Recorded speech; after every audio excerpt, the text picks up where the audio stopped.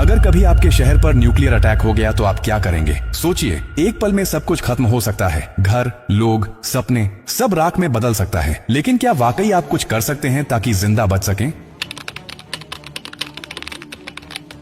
हाँ, अगर आप अभी से तैयार हैं, ये जानकारी जिंदगी और मौत के बीच की दूरी तय कर सकती है। क्योंकि जब एक न्यूक्लियर बम गिरता है तो सिर्फ धमाका ही नहीं होता, उसके बाद शुरू होता है वो खतरनाक खेल जिसे कहते हैं रेडिएशन फॉलआउट। और उसमें जो जिंदा बचता है वो भी धीरे धीरे मरने लगता है। सबसे पहले जानिए कि जैसे ही न्यूक्लियर बम गिरता है, एक तेज सफेद रोशनी आपके सामने आती है। इस रोशनी को देखना मतलब अपनी आंखों की रोशनी खो देना। आप अंधे हो सकते हैं, स्थायी रूप से। इसलिए पहला कदम, जैसे ही धमाके की खबर मिले या रोशनी दिखे, तुरंत जमीन पर लेट जाइए, अपनी आंखें और कान बंद कर लीजिए और चेहरे को किसी कपड़े से ढक लीजिए। ये पहली रक्षा है। अब सवाल उठता है कि कहां जाएं? तो याद रखिए, अगर आपके आसपास कोई मेट्रो स्टेशन है, बेसमेंट है, अंडरग्राउंड पार्किंग है, तो वहीं भागिए, क्योंकि जमीन के नीचे रहना न्यूक्लियर फॉलआउट से बचने का सबसे कारगर तरीका है। लेकिन अगर कुछ नहीं है तो अपने घर को ही शेल्टर बनाना पड़ेगा। सारी खिड़कियां, दरवाजे बंद कर दीजिए। हर छोटी छोटी दरार को भी किसी कपड़े, टेप या गत्ते से बंद कीजिए। हवा का एक भी रास्ता नहीं खुला रहना चाहिए। अटैक से पहले या जैसे ही खबर मिले, आपके पास सिर्फ कुछ मिनट होंगे। उसी वक्त पानी भरिए, बाल्टी, बोतल, ड्रम, जो भी है। याद रखिए, अटैक के बाद पानी में रेडिएशन मिल सकता है। नल से पानी बिल्कुल मत पीजिए, इसीलिए पहले से स्टोर किया हुआ पानी ही जिंदगी बचाएगा। खाने के लिए ड्राई फूड रखें,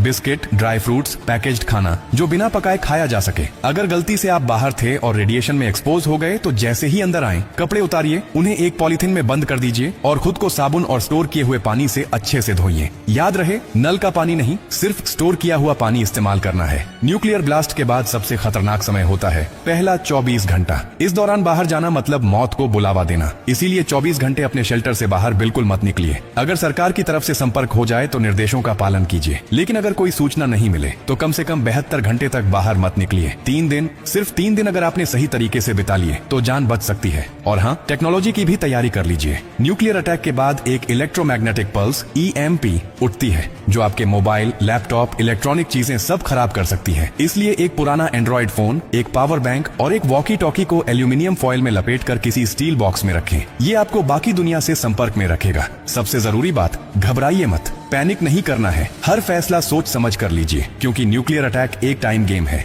जो जितना शांत रहेगा, उसकी जान बचने के चांस उतने ही ज्यादा होंगे। और याद रखिए, ये जानकारी सिर्फ आपके लिए नहीं, बल्कि आपके परिवार, दोस्तों, पड़ोसियों और पूरे समाज के लिए है। क्या आप अकेले सुरक्षित रहना चाहते हैं? नहीं ना? तो इस जानकारी को हर उस इंसान तक पहुंचाइए जिसकी जिंदगी की आपको परवाह है। हो सकता है आपकी एक शेयर से किसी माँ का बच्चा जिंदा रह जाए, किसी पिता की आखिरी उम्मीद बच जाए, किसी बहन का भाई लौट कर घर आ जाए। और यही तो असली इंसानियत है। और हाँ, जब आप जिंदगी बांट रहे हैं तो एक वादा भी कीजिए।